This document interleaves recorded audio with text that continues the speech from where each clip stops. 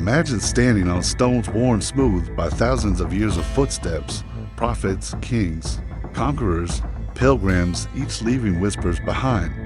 Jerusalem isn't just a city, it's like a living soul that has absorbed all the dreams, tears, and hopes of humanity.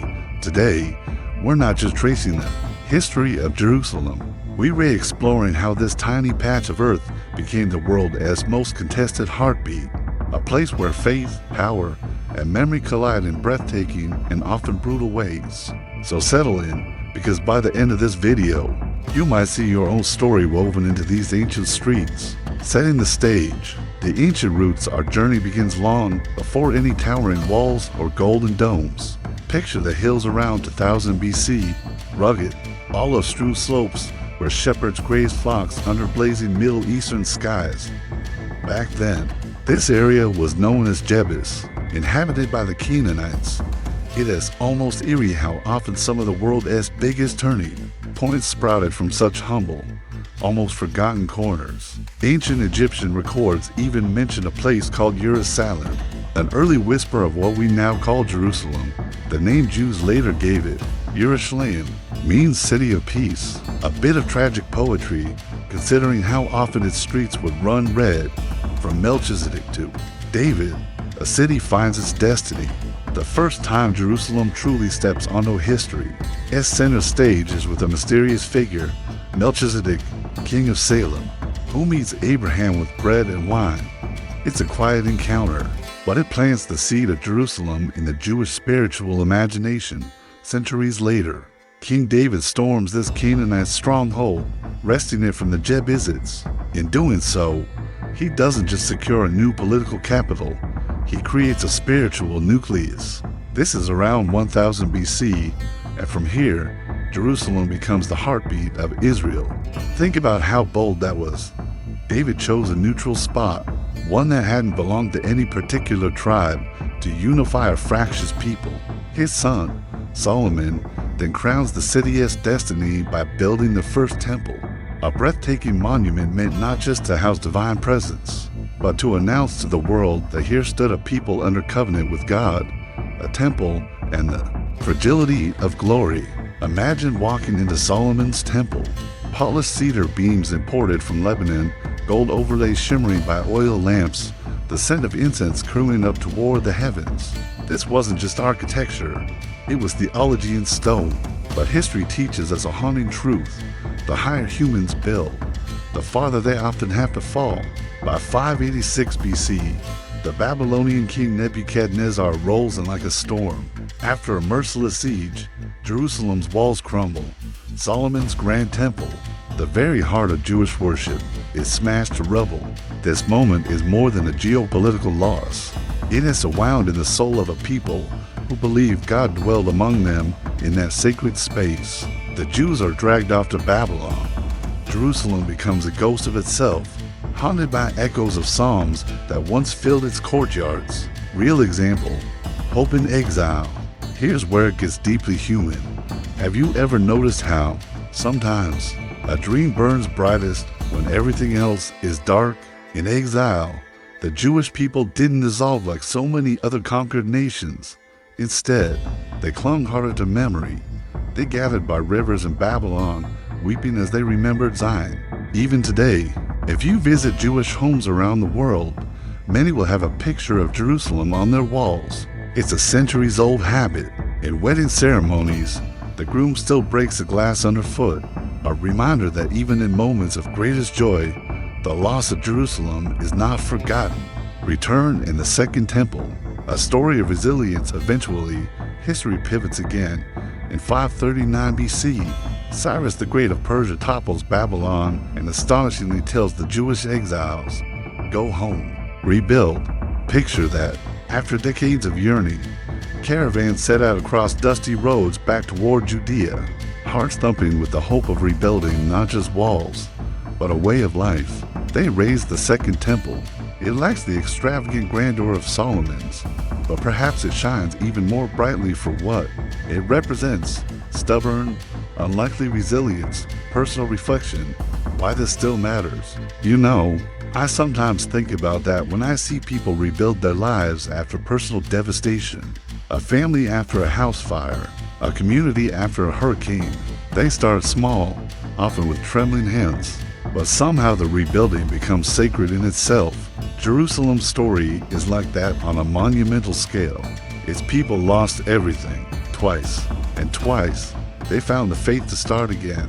A city shaped by conquerors, but the peace didn't last. Alexander the Great's campaigns brought Hellenistic culture crashing into the region around 330 BC.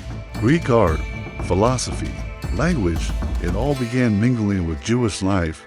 That might sound enriching, but it also sparked fierce cultural and religious tensions. Think of the Maccabean revolt in 167 BC. Jewish rebels rose up against the Seleucid Empire, one of Alexander's successors, to defend their right to worship freely. It was a desperate, bloody bid for spiritual survival. They won, briefly establishing the Hasmonean dynasty. It's a powerful reminder that sometimes fighting for your niche means literally fighting. In next part, we'll dive into how Rome reshaped Jerusalem, the shattering loss of the Second Temple, and the unexpected rise of a new faith that would forever link its destiny to these ancient stones. Plus, I'll share a surprising modern parallel you probably never thought about. Rome enters the story, a new empire, a new tension by 63 BC. The Roman general Pompey marches into Jerusalem. The city, once the proud symbol of a tiny people's relationship with the divine, now becomes a prize for foreign powers to squabble over. The Romans impose heavy taxes, meddle in local leadership, and slowly begin to fracture Jewish society. Can you imagine living in a city where every street corner reminded you that someone else was really in charge, where foreign soldiers swaggered through your markets, their armor gleaming under the same sun that once warmed David's humble shepherd's cloak? Herod's grand gamble, a temple to rival the world. Then came Herod the Great. To secure his rule and earn Roman favor, he embarks on one of the most ambitious renovation projects in history. Around 20 BC, Herod starts remodeling a modest second temple into a wonder that would dazzle even jaded Roman elites. Picture the scale: colossal courtyards, vast marble facades, gold that caught the sun so brightly some said it hurt to look directly at it. It became one of the most breathtaking sights in the ancient world. But here's a haunting twist. Herod, though technically Jewish by conversion, was widely despised by his own people. To them, this glittering temple stood like an uneasy marriage, spiritual longing draped in the shadow of foreign politics, the time of Jesus, a tense powder keg. It's against this charged backdrop that Jesus of Nazareth enters the scene, a Jewish teacher, healer, and prophet.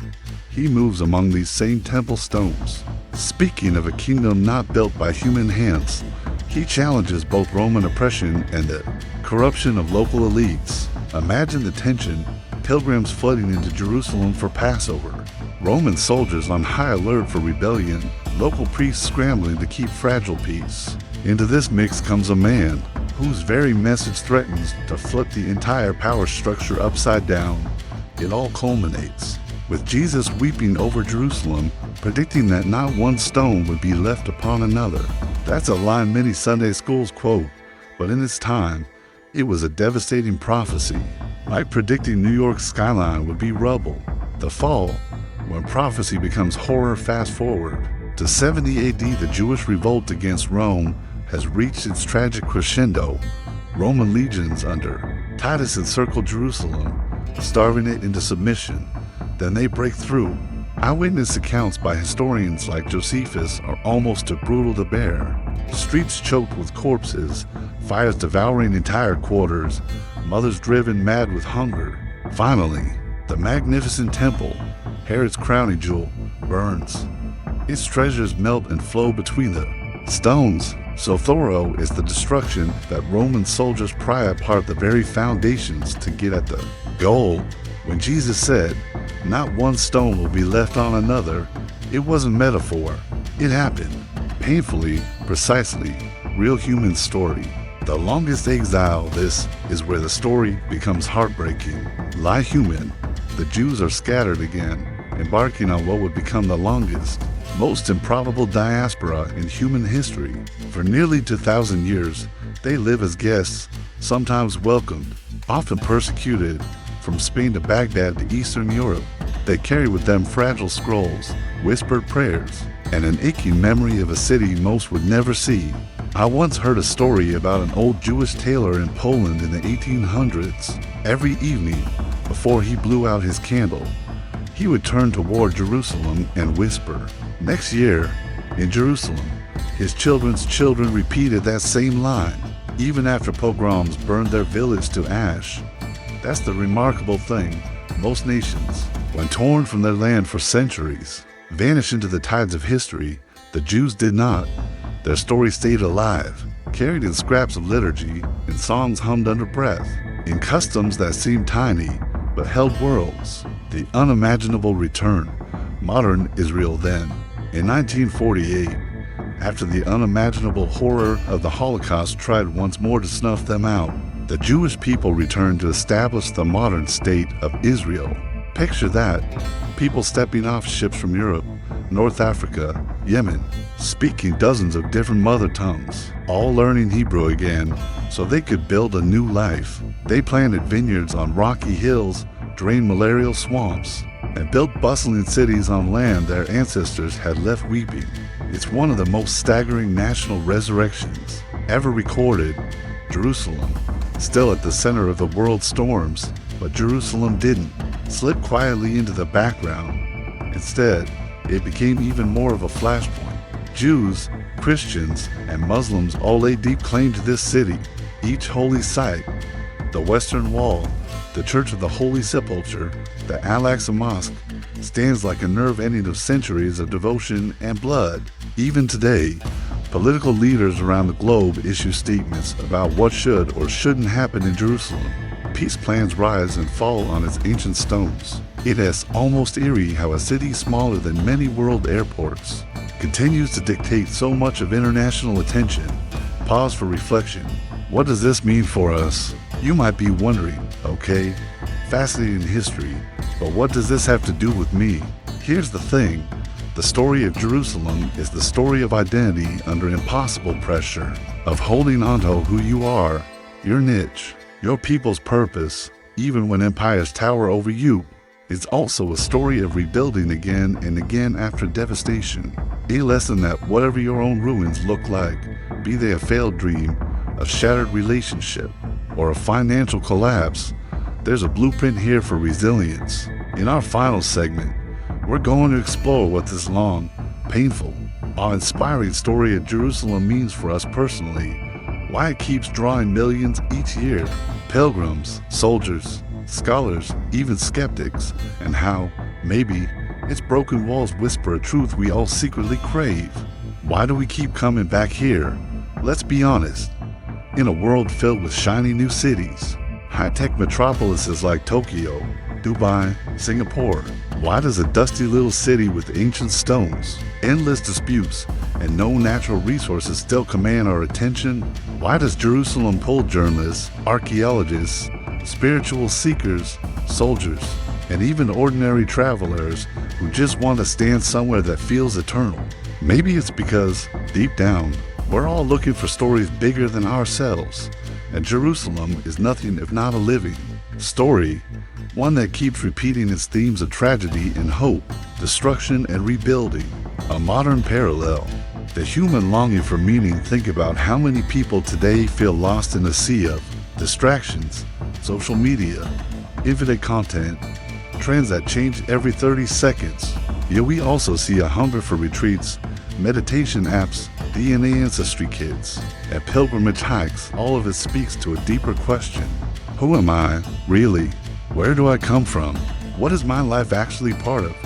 In a way, Jerusalem, with all its heartache and holiness, acts like a mirror. It reflects back the human need to be rooted, to belong to something older, to suffer for something worthwhile, and to rise from the ashes when everything seems lost. Real example, a young tourist's tears. I once read an account by a 22-year-old American student who visited Jerusalem on a whim. She wasn't Jewish, Christian, or Muslim, no religious background at all. Yet as she touched the stones of the western wall, she started to cry. She later told a reporter, "It was like the wall was breathing with everyone's prayers from thousands of years ago. I felt connected to people I'll never meet, from times I can't even imagine." That's the weird power of a place like Jerusalem. It collapses time. It makes the joys and sorrows of strangers, from shepherds to kings to tired modern tourists, strangely your own. The city is a blueprint for our own lives. Maybe that's why Jerusalem matters so much, because on some level, we're all building little Jerusalems inside us. We have our high holy places, our most cherished values or loves. We have walls we built to protect ourselves, sometimes wise, sometimes tragic. We all carry ruins, moments when everything we trusted fell apart, and if we're lucky, we rebuild. Not always as grand as before, but often more real. So Jerusalem's story isn't just about Jews or Romans or Crusaders or modern geopolitics. It is about every one of us who has ever tried to hold on to something precious in the face of forces that seem determined to tear it down. Personal reflection. What's your Jerusalem? If you pause right now and think, what is my Jerusalem? What comes to mind? Maybe it's a dream you've carried since childhood. Maybe it's your family, your art, your faith, or your fight to heal from something nobody else sees. The lesson of Jerusalem is brutal, but also beautiful. Sometimes your holiest ground is exactly where you've been most broken. That's where history and hope collide. That's where true identity, your unshakable niche, is forged. A gentle closing lesson. So what can we actually take from all this? 1. Resilience is not the absence of pain. The people of Jerusalem endured unspeakable losses, yet they rebuilt again and again. You can too. Your story matters. Even if the world seems too loud or too distracted, your quiet holding on to love, to memory, to values shapes more than you know. 3. There's power in remembering. Like Jerusalem's pilgrims, take time to honor what's sacred to you. It might not prevent future heartbreak, but it will give you roots deep enough to weather it. So here's what I love. In the comments, tell me about your own Jerusalem. Is it a person you do anything to protect? A promise you're trying not to let slip away? Or maybe a vow you're still learning to build something holy around? Your story might be exactly what someone else here needs to see. If this journey through Jerusalem's tangled, haunting, breathtaking history touched something inside you, please consider subscribing. Here on this channel, we dive into the hidden layers of stories, whether from ancient cities, sacred texts, or overlooked corners of our modern world. Because in the end, we're all searching for the same thing, a place to belong, a meaning that outlives us. I hope that keeps us standing when the walls fall. Thank you for spending this time with me. And remember, your story, no matter how small it feels, is part of a much grander tapestry than you might ever know.